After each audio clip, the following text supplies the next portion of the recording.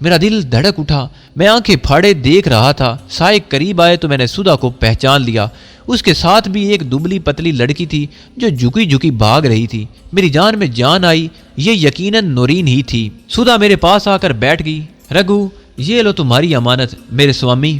دوسری لڑکی بھی گھاس پر بیٹھ گئی۔ میں نے اس سے اردو میں سوال کیا، تم نورین ہو؟ ہاں، لڑکی نے گھبرائی ہوئی آواز میں جواب دیا۔ سدھا نے منہ سے ایک بار سیٹی کی آواز نکالی، پھر بولی، وہ سانپ مر گئے ہیں۔ نورین کا رنگ زردی مائل تھا، چہرے کے نقش اندھیرے میں دھندلے دکھائی دے رہے تھے۔ اس نے ساڑی جسم کے گرد لپیٹ رکھی تھی، سر کے بال شانوں پر بندھے ہوئے تھے۔ وہ ابھی تک پریشان سی لگ رہی تھی۔ تم لوگ کون ہو؟ اس نے پوچھا۔ میں نے اردو میں کہا، تمہارے دوست ہیں، فکر نہ کرو۔ میرے ڈیڈی کہاں ہیں؟ اس نے خشک آواز میں پوچھا۔ وہ بھی آ جائیں گے، میں نے اسے تسلی دی۔ سدھا بولی، اب باقی سانپ نہیں آئیں گے، چلو رگو، یہاں سے نکل چلنا چاہیے، کوئی فوجی وہاں زندہ نہیں ہے۔ سدھا نے سانپوں کی پٹاری اٹھائی اور آگے آگے چل دی۔ نورین کو میں نے ایک بار پھر حوصلہ دیا اور اپنے ساتھ لے کر چلنے لگا۔ وہ ابھی تک گھبرائی ہوئی تھی۔ دشمنوں کی قید سے نکل کر آنے پر اس پر خوف اور خوشی کے ملے جلے جذبات کا اثر تھا۔ میں نے اس کی ٹھنڈی کلائی پکڑ رکھی تھی اور اسے لیے جنگل کے کنارے کی طرف تیز تیز چل رہا تھا۔ ہم کہاں جا رہے ہیں؟ اس نے نحیف لہجے میں پوچھا۔ نورین، ہم تمہارے دوست ہیں، گھبراؤ نہیں۔ جنگل میں داخل ہوتے ہی بگو ڈاکو اور دوسرے ڈاکوؤں نے ہمارا استقبال کیا۔ سدھا نگنی نے بگو سے کہا، بگو، گھوڑوں پر سوار ہو جاؤ، ہم واپس اپنے ٹھکانے پر جائیں گے۔ ایک گھوڑی اس لڑکی کے لیے لاؤ، جلدی کرو۔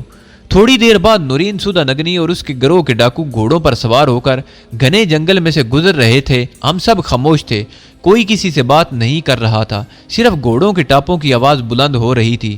جنگل سے نکلے تو رات کے اندھیرے میں اونچی نیچی ٹیکریوں والا میدان سامنے پھیلا ہوا تھا۔ یہ میدان بھی عبور کر گئے، اب سامنے ترائی کے جنگلوں کا گھنا سلسلہ شروع ہو رہا تھا۔ جب ہم لوگ ترائی کے جنگل والی کمی گاہ میں واپس پہنچے تو رات کا پچھلا پہر ہو چکا تھا۔ ڈاکو گھوڑوں کو لے کر درختوں میں چلے گئے۔ میں اور سدھا نگنی نورین کو لے کر غار میں آ گئے۔ سدھا نے بگو سے کہا کہ لڑکی کے لیے بکری کا دودھ گرم کر کے لاؤ۔ گرم دودھ پینے کے بعد نورین نے غار میں چاروں طرف دیکھ کر کہا، تم لوگ مجھے کہاں لے آئے ہو؟ سدھا نگنی نے موم بتی روشن کر دی۔ اس کی کلائی سے لپٹا ہوا سانپ دیکھ کر نورین سہم کر پیچھے ہٹ گئی اور کہنے لگی کہ یہ سانپ مجھے ڈس نہ لے۔ سدھا نگنی نے کہکا لگایا اور ہندی میں کہا، تم ہماری مہمان ہو، تمہیں یہ سانپ کچھ نہیں کہے گا۔ پھر میری طرف متوجہ ہو کر تامل زبان میں کہنے لگی کہ رگو میرے سوامی، اگر تم نے اس لڑکی سے شادی کی تو میں آگ جلا کر اس میں کود جاؤں گی۔ اس اچانک بات پر میں سنبھل کر بولا، سدھا تم کیسی باتیں کر رہی ہو؟ یہ میری بہن ہے۔ موم بتی کی روشنی میں سدھا نگنی کے چہرے پر اطمینان کی جھلک صاف دیکھی جا سکتی تھی۔ اس نے اپنا بازو میرے کاندھے پر رکھ کر کہا، رگو تم میرے پتی دیو ہو، میں تمہاری ستی ساوتری ہوں۔ تم نے میرے دل سے بہت سے بڑے شک کو دور کر دیا ہے۔ اب یہ بتاؤ کہ تم رکھیل پور جا کر میرے پاس کب آؤ گے اور اس لڑکی کو ہمیں کہاں پہنچانا ہوگا؟ میں نے سدھا سے کہا کہ سب سے پہلے تو مجھے اس لڑکی کو یہ بتانا ہے کہ ہم کون ہیں اور اسے یہاں کیوں لائے ہیں اور یہاں سے اسے کہاں لے کر جائیں گے۔ سدھا نگنی نے اپنی رائفل کو پرے کھسکایا اور بولی، ہاں میری جان، بتا دو اسے۔ اب میں نے اردو زبان میں نورین کو بتایا کہ میں کون ہوں اور کس مشن پر وہاں آیا ہوں۔ سدھا نگنی کا بھی میں نے مختصر تعارف کروا دیا۔ نورین، تمہیں فکر کرنے کی بالکل بھی ضرورت نہیں ہے۔ تمہیں فرار کروانے کے بعد وہاں جو حالات پیدا ہوں گے انہیں ہم سنبھال لیں گے۔ میں صبح صبح رکھیل پور جاؤں گا جہاں تمہارے ڈیڈی کو حراست میں رکھا ہوا ہے۔ میں اب انہیں نکالنے کی کوشش کروں گا۔ تم اس وقت تک سدھا کے پاس رہو گی۔ سدھا بڑی گریٹ عورت ہے، یہ تمہارا ہر طرح سے خیال رکھے گی اور گھبرانا بالکل بھی نہیں۔ جب تمہارے ڈیڈی بھی تم سے آن ملیں گے تو پھر میں تمہیں انڈیا کا بارڈر کراس کروا کر پاکستان پہنچا دوں گا۔ نورین کا خوف کافی حد تک دور ہو گیا تھا۔ اس نے مجھے بتایا کہ ان کے ساتھ انڈین انٹیلیجنس والوں نے بہت تشدد کیا، لیکن جس فارمولے کی جزیات وہ ہم سے معلوم کرنا چاہتے تھے میں نے اور ڈیڈی نے ابھی تک نہیں بتایا۔ ہم نے انہیں یہی کہا کہ اس فارمولے کے بارے میں ہمیں کچھ معلوم نہیں ہے اور وہ اپنے ایٹمی پروسیسنگ کے فارمولوں کے بارے میں ہم سے ضرور مدد لیتے رہے تھے۔ اب وہ ہمیں مزید تشدد اور پوچھ گچھ کے لیے راجستھان کے کسی خطرناک قلعے میں بھیجنے والے تھے۔ میں نورین کی باتیں بڑے غور سے سن رہا تھا اور اتنے میں مجھے خراٹوں کی ہلکی ہلکی آواز آئی۔ میں نے دیکھا کہ سدھا نگنی دیوار سے ٹیک لگائے سو گئی تھی۔ اس کا سانپ بیٹا اس کی کلائی سے اتر کر دیوار کی طرف بڑھ رہا تھا۔ یہ عورت کوئی ڈاکو ہے یا سپیرن ہے؟ اس کے سانپوں نے وہ کام دکھایا جو فوج کی پوری کمپنی نہیں کر سکتی تھی۔ ایک سانپ میرے کوارٹر کی طرف بھی آ رہا تھا کہ یہ عورت کسی طرف سے نکل آئی اور اس نے اس پر فائر کر کے اسے مار ڈالا۔ پھر اوپر سے فوجیوں نے گولیاں چلائیں، مگر ان سانپوں نے ڈس کر ان کا کام بھی تمام کر دیا۔ میں نے کہا یہ سودا نگنی ہے، میری بہت پرانی دوست ہے، کبھی پاکستان میں ملاقات ہوئی تو تمہیں اپنی پوری داستان سناؤں گا۔ یہ داستان طلسم و شربہ سے بھی کم نہیں ہے نورین۔ نورین فکر مند ہو کر بولی، مجھے اب اپنے ڈیڈی کی طرف سے پریشانی ہے، میرے فرار کے بعد ان پر بڑی سختی کی جائے گی۔ میں نے کہا ان پر سختی کر کے بھارتی انٹیلیجنس کو کچھ نہیں ملے گا، ہاں تمہاری تلاش میں وہ زمین آسمان ضرور ایک کر دیں گے۔ بہرحال اب تم آرام کرو، صبح میں تمہارے جاگنے سے پہلے پہلے یہاں سے نکل جاؤں گا۔ سودا تمہیں بڑی حفاظت سے رکھے گی، میں بہت جلد تم سے آن ملوں گا۔ تمہارے ڈیڈی کو میں یہ پیغام ضرور پہنچانے کی کوشش کروں گا کہ تم خیریت سے ہو، اور ہاں سودا نگنی بڑی اچھی عورت ہے، یہ دیکھنے میں ویسی لگتی ہے لیکن دل کی بڑی اچھی ہے۔ میں سودا نگنی سے پہلے ہی اٹھ بیٹھا، میں درختوں میں ایک جگہ سویا تھا، سودا اور نورین غار میں سوئی تھی۔ سودا نگنی نے اٹھتے ہی ڈاکوؤں کو کوچ کا حکم دیا۔ ڈاکو چلنے کی تیاریوں میں مصروف ہو گئے، میں بھی چلنے کو تیار تھا۔ سودا نگنی میرے پاس آئی، وہ ندی میں یا کسی تالاب میں نہا کر آ رہی تھی۔ اس کے سیاہ بال کھلے تھے اور کان کے اوپر سرخ پھول لگا تھا، بازو بھی کھلے تھے اور سانپ بیٹا کلائی سے لپٹا تھا۔ وہ مجھے بڑی ادا سے بازو سے پکڑ کر ایک طرف لے گئی اور تامل زبان میں بولی، رگو اب مجھ سے الگ نہ ہونا، جلدی میرے پاس آ جانا، میں آنکھیں بچھائے تمہارا انتظار کروں گی۔ میرا پروگرام یہ ہے کہ میں اپنے گروہ کو لے کر گیر کے جنگل سے بہت دور نکل جاؤں گی، کیونکہ پہلے تو پولیس بھی میرے پیچھے تھی، اب فوج بھی میرا تعاقب کرے گی، اگر انہیں شک پڑ گیا تو۔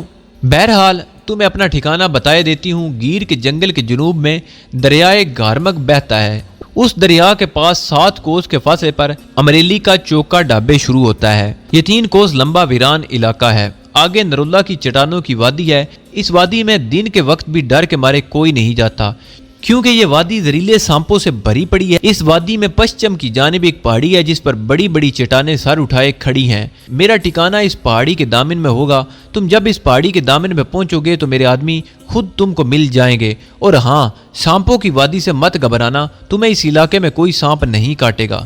میں نے سودا نگنی کو اس کا دیا ہوا منکا دکھایا تو خوش ہو کر اس نے مجھے اپنے ساتھ لگا لیا اور بولی، تم نے میری نشانی ابھی تک اپنے پاس رکھی ہے رگو۔ پھر اس کی آنکھیں اداس ہو کر ایک طرف جم گئی۔ رگو مجھے اپنا پہلا سانپ بیٹا بہت یاد آتا ہے، جس کو اس دنیا والوں نے پاؤں سے کچل ڈالا۔ اس کے حلق سے سسکاری کی آواز نکلی اور بولی، میں اپنے بیٹے کا انتقام مرتے دم تک لیتی رہوں گی۔ میں سودا نگنی سے رخصت ہو کر ترائی کے جنگل میں ندی کی طرف چلنے لگا۔ یہ ندی آگے چانوڑ گاؤں کے قریب سے خم کھا کر گزرتی تھی۔ میں چاہتا تھا کہ چانوڑ گاؤں والوں کی مدد سے اپنی کمانڈ پوسٹ تک پہنچوں، تاکہ کیپٹن سنگھ اور دوسرے فوجیوں کو شک نہ ہو کہ نورین کے اغوا میں میرا بھی ہاتھ ہو سکتا ہے۔ چانوڑ گاؤں وہاں سے زیادہ دور نہیں تھا۔ میں سورج نکلتے ہی اس گاؤں میں پہنچ گیا۔ یہ ایک اچھا خاصا گاؤں تھا۔ میں پوچھتا ہوا پٹیل کے گھر پہنچ گیا اور اسے بتایا کہ میں رکھیل پور کی فوجی پوسٹ کے کیپٹن سنگھ کا اردلی ہوں، جنگل میں شکار کھیلنے نکلا تھا کہ رستہ بھول گیا ہوں، مجھے وہاں پہنچا دو تو تمہیں انعام دلواؤں گا۔ پٹیل خود بھی کسی فوجی افسر کو خوش کرنا چاہتا تھا، اور مجھے جلدی معلوم ہو گیا کہ وہاں سے رکھیل پور والی پوسٹ 10 کلومیٹر کے فاصلے پر ہے۔ اس نے مجھے روٹی اور چائے دی، پھر گھوڑی پر بٹھا کر ایک آدمی ساتھ کر دیا۔ میں 10 بجے اپنی کمانڈ پوسٹ پر پہنچ گیا۔ کیپٹن سنگھ اپنے آفس کے باہر ٹہل رہا تھا، اس کے انداز میں بے چینی تھی۔ یہ بے چینی کیوں تھی میں اسے بہتر طور پر سمجھ سکتا تھا۔ جب میں نے اسے سلیوٹ مار کر بتایا کہ میں کس طرح 2 روز تک جنگل میں راستہ بھول کر بھٹکتا پھر رہا تھا اور چانوڑ کے پٹیل نے اپنے آدمی کو ساتھ کیا تو یہاں پہنچا، اس نے مجھے دھکا دے کر پیچھے گرا دیا اور غصے میں گرجا، بک بک بند کر اوئے اور یہاں سے دفع ہو جاؤ۔ میں نے خدا کا شکر ادا کیا کہ اسے مجھ پر ذرا سا بھی شک نہیں ہوا تھا۔ میں ہاتھ باندھ کر سلام کرتا ہوا لنگر خانے کی طرف چلا گیا۔ پٹیل کا آدمی گھوڑی لے کر چلا گیا۔ میں نے نل پر ہاتھ منہ دھویا اور لنگر خانے میں جا کر لانگری سے کہا، آج کیپٹن صاحب کا مزاج کیوں گرم ہے؟ لانگری بولا، ارے جانگلی تم کو نہیں معلوم، ادھر کیمپ نمبر 2 کے سارے جوان مر گئے اور کوئی قیدی بھاگ گیا ہے، لو پوری کھاؤ، تمہیں اس سے کیا؟ میں لکڑی کے بینچ پر چائے کا کٹورا سامنے رکھ کر کیلے کے پتے پر رکھی پوریاں کھانے لگا۔ میری آنکھیں بڑی ہوشیاری سے ارد گرد کے ماحول کا جائزہ لے رہی تھی۔ فوجی جوان ادھر سے ادھر تیز تیز چلتے نظر آ رہے تھے، ہر کوئی گھبراہٹ میں تھا۔ ایک جیپ تیزی سے پوسٹ سے باہر کو دوڑی۔ میں یہ ٹو لگانا چاہتا تھا کہ ڈاکٹر افریدی ابھی تک قلعے کے نیچے ہی ہے، اسے کسی دوسری جگہ تو نہیں بھیج دیا گیا۔ اتنے میں وہ سنتری آ گیا جس نے مجھے تہہ خانے کی ڈیوٹی بدلوانے کے لیے کیپٹن صاحب سے سفارش کرنے کو کہا تھا۔ یہ شخص مجھے اصل بات بتا سکتا تھا۔ میں نے اسے چائے پینے کی دعوت دی تو وہ بولا، ارے احمد تو کہاں چلا گیا تھا؟ میں نے اسے کہا کہ ٹھاکر کیا بتاؤں، صبح صبح جنگل کی طرف گیا کہ 2-4 تیتر مار کر لاؤں گا، اور ایسا رستہ بولا کہ اگر چانوڑ کے پٹیل کا آدمی میری مدد کو نہ پہنچتا تو آدم خور شیر تو مجھے ہڑپ کر گیا تھا۔ وہ بھی چائے کا جگ لے کر میرے ہی پاس آ کر بیٹھ گیا۔ میں نے جان بوجھ کر موضوع کو چھیڑ دیا اور کہا، کیپٹن صاحب کا مزاج ابھی گرم ہے، کل ان سے تمہاری سفارش کروں گا۔ سنتری نے تشویش کی نظروں سے میری طرف دیکھا اور کہا، کیا تمہیں ابھی تک پتہ نہیں چلا کہ کیمپ نمبر 2 کے جوان سانپ کے ڈسنے سے مر گئے ہیں، ایک کو گولی بھی لگی ہے، اور وہاں قیدی میم کو دشمن کے آدمیوں نے اغوا کر لیا ہے، اور بھائی اب نیچے تہہ خانے میں کوئی نہیں ہے، ڈیوٹی کا تو سوال ہی پیدا نہیں ہوتا۔ میں نے انجان بنتے ہوئے پوچھا کہ کیا وہ بوڑھا قیدی وہاں نہیں ہے؟ ارے اسے تو ابھی 1 گھنٹہ پہلے ہیڈ کوارٹر کی گارڈ آ کر لے گئی ہے۔ اچھا ہوا یار ہماری جان بھی چھوٹی۔ تہہ خانے کی سیلن میں ڈیوٹی دیتے ہوئے میری ٹانگوں میں درد ہونے لگا تھا۔ مجھے اسی رد عمل کی توقع تھی۔ ڈاکٹر فریدی کا وہاں سے نکال لیا جانا ایک قدرتی بات تھی۔ سوال یہ تھا کہ اگر اسے ہیڈ کوارٹر کی گارڈ اپنے ساتھ لے گئی ہے تو کیا اسے ہیڈ کوارٹر کے لاک اپ میں رکھا جائے گا؟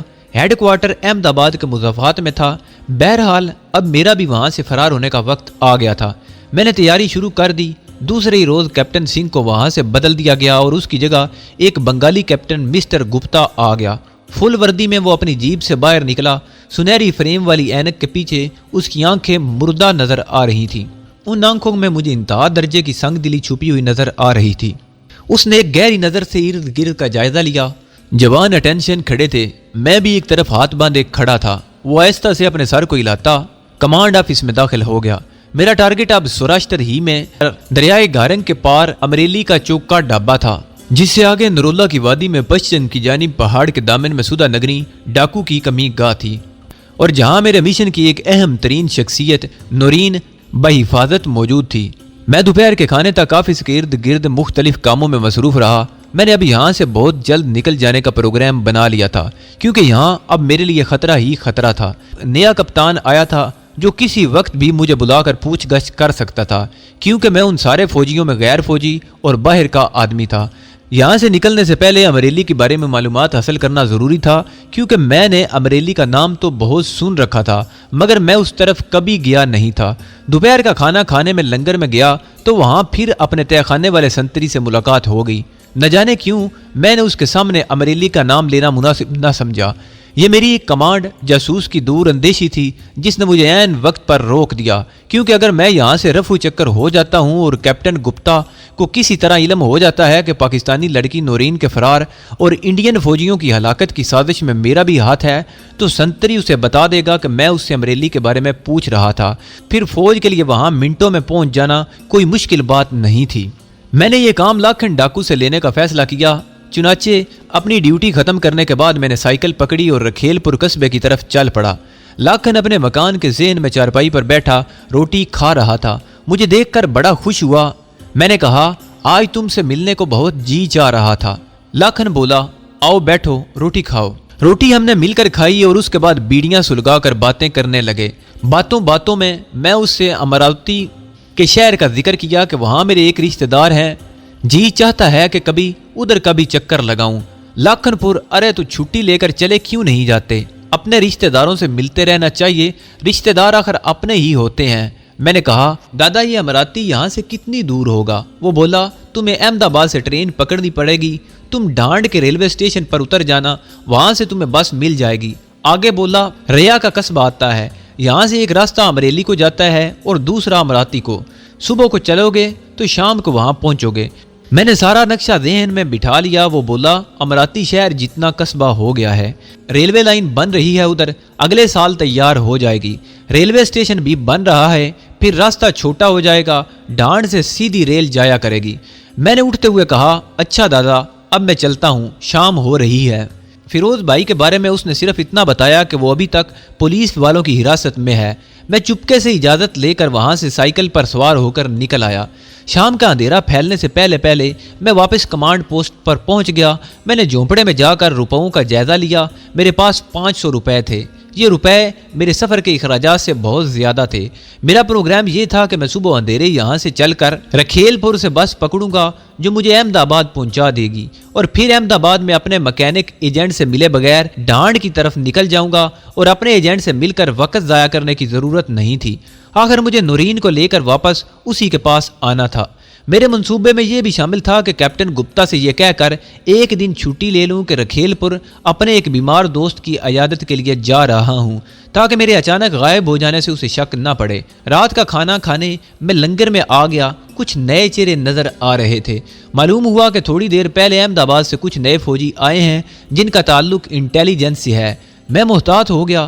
میرا سنتری دوست اور حوالدار کشن لال بھی میرے قریب ہی بینچ پر بیٹھے بھوجن وغیرہ کر رہے تھے، مگر میں نے ان سے کوئی بات نہ کی۔ میرا تہ خانے والا سنتری دوست اپنی بالٹی اٹھا کر میرے پاس آ کر بیٹھ گیا اور کہنے لگا، دادا کیا سوچ رہے ہو؟ آج کسی سے بات نہیں کرتے؟ میں نے ہنس کر کہا، ایسی بات نہیں ہے دادا، اصل بات یہ ہے کہ قصبے میں میرا ایک بڑا پیارا دوست بیمار ہے، اس کے بارے میں پریشان ہوں، سوچتا ہوں کل کپتان صاحب سے چھٹی لے کر اس کی خبر لے آؤں۔ کیوں نہیں، چلے جانا، سنتری نے بے نیازی سے کہا۔ لنگر سے اٹھ کر میں کیپٹن گپتا کوارٹر کی طرف چلا کہ صبح کو چھٹی کے لیے کہوں، پھر سوچا کہ ایک درخواست لکھ کر تہ خانے والے سنتری کو دے دیتا ہوں۔ میں نئے کیپٹن کے سامنے نہیں جانا چاہتا تھا۔ میں نے کاپی کا ورق پھاڑ کر اس پر گجراتی زبان میں چھٹی کی درخواست لکھنی شروع کر دی۔ میں نے ابھی 2-3 سطریں ہی لکھی تھی کہ ایک فوجی لمبے لمبے ڈگ بھرتا دروازے پر آ کر رک گیا اور کرخت آواز میں بولا، چلو تمہیں کیپٹن صاحب نے بلایا ہے۔ ایک بار تو میرا دل ڈوب سا گیا، مجھے کیپٹن گپتا کی سرد ٹھنڈی بے درد آنکھیں یاد آ گئی۔ میں بھاگ نہیں سکتا تھا، کاپی بند کر کے اٹھا اور سنتری کے ساتھ کیپٹن گپتا کے کوارٹر کی طرف چل پڑا۔ کیپٹن گپتا اپنے کمرے میں صوفے پر سلیپنگ گاؤن پہنے بیٹھا تھا اور اس کے دونوں ہاتھ جیبوں میں تھے، اور حوالدار مجھے لے کر کمرے میں آیا تو کیپٹن گپتا نے اسے اشارے سے باہر جانے کو کہا۔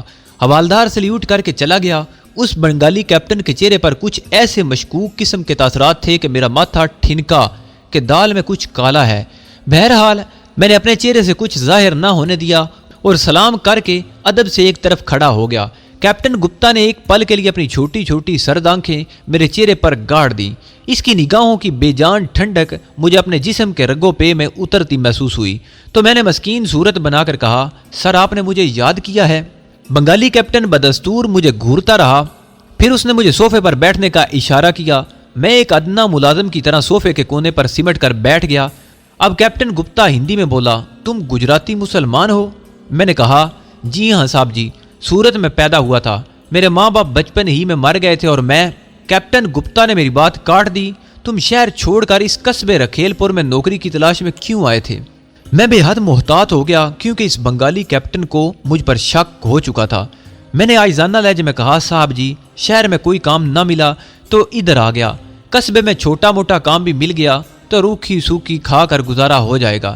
کیپٹن گپتا کے دونوں ہاتھ سلیپنگ گاؤن کی جیبوں میں تھے اور وہ اپنے دائیں ہاتھ کو جیب کے اندر گھما رہا تھا۔ میری آنکھوں میں آنکھیں ڈال کر کہنے لگا، تم ڈاک خانے میں پیکر تھے، پھر یہاں پونا ریجمنٹ کی کمانڈ پوسٹ میں کیا سوچ کر آئے تھے؟ یہ بڑا خطرناک سوال تھا، لیکن میں بھی صورتحال کا مقابلہ کرنے کے لیے ذہنی طور پر پوری طرح تیار ہو چکا تھا۔ میں نے ہاتھ باندھ کر کہا، صاحب جی پہلے والے کپتان سنگھ صاحب کو میں نے سپلائی ڈپو کی چوری پکڑوائی تھی، انہوں نے خوش ہو کر مجھے اپنا خاص سویلین اردلی بنا لیا، اب آپ کی خدمت پر لگا ہوں۔ کیپٹن گپتا نے اپنا دایاں ہاتھ جیب میں سے نکالا تو مجھے اس کے ہاتھ میں ایک چھوٹا سا پستول چمکتا نظر آیا۔ تم زیر حراست ہو۔ وہ صوفے پر سے اٹھ کھڑا ہوا اور اس نے چلا کر حوالدار کو آواز دی۔ حوالدار ٹھکا ٹھک فوجی بوٹ بجاتا اندر گھس آیا۔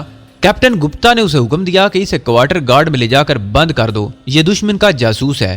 ایک بار تو میرے پاؤں تلے کی زمین ہل گئی، پھر میں نے اپنے حواس کو مجتمع کیا اور ہاتھ باندھ کر کہا، صاحب جی میں جاسوس کہاں ہوں، میں تو بھارتی سینا کا سیوک ہوں جی۔ کیپٹن گپتا نے آگے بڑھ کر بائیں ہاتھ سے میرے منہ پر الٹا تماچا مارا اور غرا کر بولا، یہ تمہیں بہت جلد بتا دیا جائے گا کہ تم کون ہو، لے جاؤ اسے حوالدار۔ ایک بار تو میرا خون کھول اٹھا، مگر معاملہ اس قدر نازک صورتحال اختیار کر چکا تھا کہ میرے پاس سوائے صبر کرنے کے اور کوئی چارہ نہ تھا۔ حوالدار نے اپنی رائفل کی نال میری گردن سے لگا دی اور روب دار آواز میں حکم دیا، آگے چلو۔ باہر رات گہری ہو رہی تھی اور آس پاس اندھیرا چھایا ہوا تھا، مگر چند قدموں کے فاصلے پر کمانڈ پوسٹ کے آفس کی بیرک اور ڈسپینسری کے باہر بلب روشن تھے اور گارڈ پیرے پر تھے۔ حوالدار نے باہر نکلتے ہی فوجی جوانوں کو آواز دی۔ ایک دم سے 3 فوجی بیرک میں سے نکل کر ہماری طرف لپکے۔ یہ دشمن کا ایجنٹ ہے، اسے کوارٹر گارڈ میں بند کرنا ہے۔ ان فوجیوں نے مجھے دبوچ لیا اور گھسیٹتے ہوئے کوارٹر گارڈ میں لے گئے اور اندر بند کر کے سلاخوں والے دروازے کو باہر سے مکفل کر دیا، اور 2 فوجی وہاں اسٹین گنے اٹھائے پیرے پر کھڑے ہو گئے۔ تھوڑے سے وقت میں سب کچھ ادھر کا ادھر ہو گیا تھا۔ کہاں میں اعلیٰ صبح احمد آباد فرار ہونے کا منصوبہ بنا رہا تھا، اور کہاں اب فوج کوارٹر گارڈ میں ایک دشمن جاسوس کی حیثیت سے بند تھا۔ یہ کوئی معمولی بات نہیں تھی۔ سویلین جیل سے فرار ہوا جا سکتا تھا، لیکن فوجی کوارٹر گارڈ سے بھاگنا بظاہر ناممکن تھا۔ مجھے سب سے زیادہ خطرہ اس بات کا تھا کہ اگر کسی وجہ سے میری پرانی ہسٹری کھل گئی تو مجھے فوراً شوٹ کر دیا جائے گا۔ میں کوارٹر گارڈ کے فرش پر ایک کونے میں جا کر بیٹھ گیا۔ اس وقت میرا ذہن بہت پریشان تھا۔ میں اپنے آپ کو کوس رہا تھا کہ کیوں نہ شام ہوتے ہی وہاں سے نکل گیا۔ اب پچھتانے سے کچھ حاصل نہیں تھا، اگرچہ مجھے اس بات کا اطمینان تھا کہ پاکستانی سائنسدان ڈاکٹر فریدی کی بیٹی نورین بھارتی فوج کے چنگل سے نکل چکی ہے، اور یہاں سے 2 نرولہ کی پہاڑیوں میں میری محسن، میری محبوبہ، اور بقول اس کے میری پتنی سدھا نگنی ڈاکو کی حفاظت میں ہے۔